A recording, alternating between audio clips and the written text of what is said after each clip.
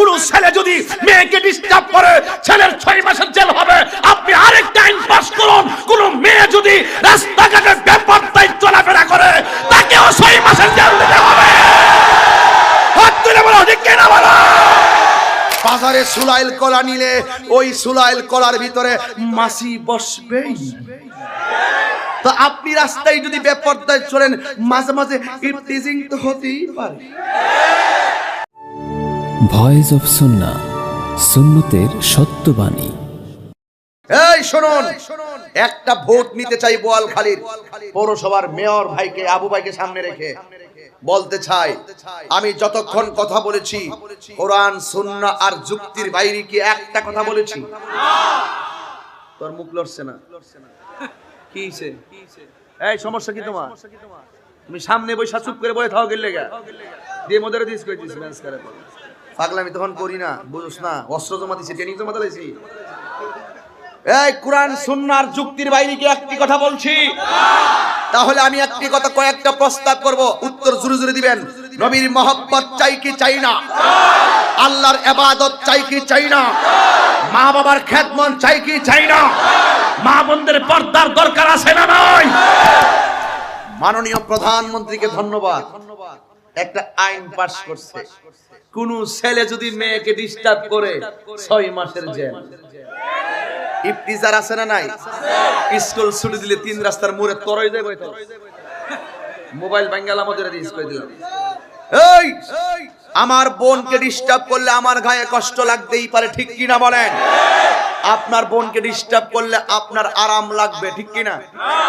কি নিজেরটা শুলো না ফরটা সেরা না গেলে গা, এটা এমন নয়, এটা বুঝতে হবে, বুঝে নিতে হয়। আমার বোন যদি তোমার দ্বারা নিরাপদ হয়, তোমার বোন আরেকজনের দ্বারা নিরাপদ হবে, কথা বলেন ঠিক কি না? প্রত্যেকটা ঘরের অভিভাবককে প্রাইম মিনিস্টার হয়ে যেতে হবে। আপনার ছেলেকে আপনি দেখে রাখতে হবে, আপনার মেয়েকে আপনি দেখে রাখতে হবে।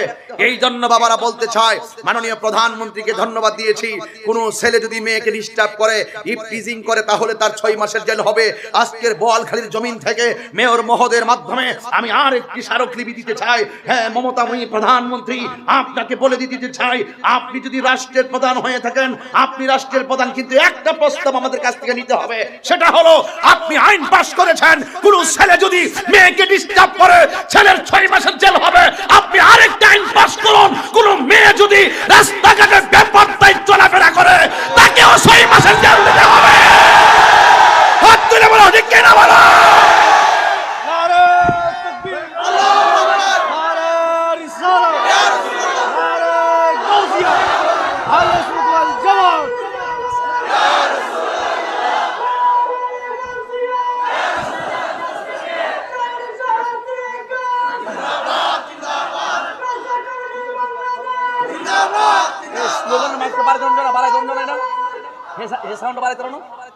আল্লাহু আকবার বলেন।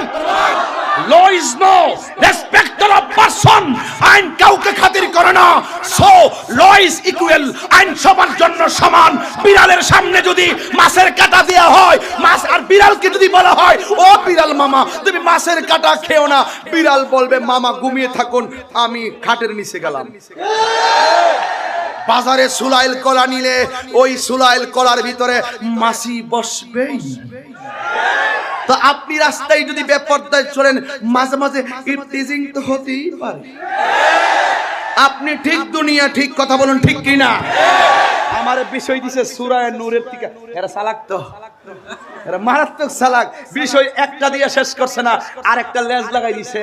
এইটা যদি আমার না কই তাইলে কইব তাহির সাহেব অর্ধেকটা ওয়াজ করে গেছে, অর্ধেকটা ওয়াজ করছে না। দায়ুস কোনোদিন বেহেশতে যাবে না। আজকে আমার মা বোনরা বেশি আধুনিক হওয়ার পিছনে একমাত্র দায়ী হলো স্টার জলসা। ওয়াজ করতেই আজকে বোয়ালখালীতে, এই ঠিক কি না বল? স্টার জলসা জি বাংলা ধ্বংস করলো সোনার বাংলা। কি কি মাথা ধরেন না গিল লাগা মেয়র সাহেব, সব ঠিক আছে। স্টার জলসা জি বাংলা ধ্বংস করলো সোনার বাংলা। স্বামী স্ত্রীর মাঝে সংসার জ্বালা, সিরিয়াল শুধু কিরণ মালা। আর বেতন না,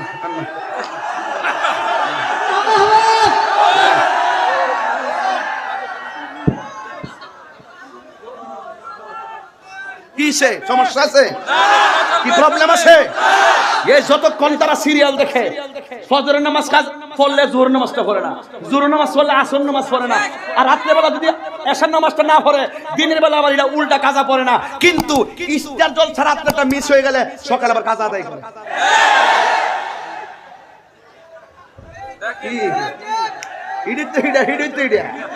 কাহিনী কাকে বলে শুনে যাও। স্টার জলসা জি বাংলা ধ্বংস করলো সোনার বাংলা।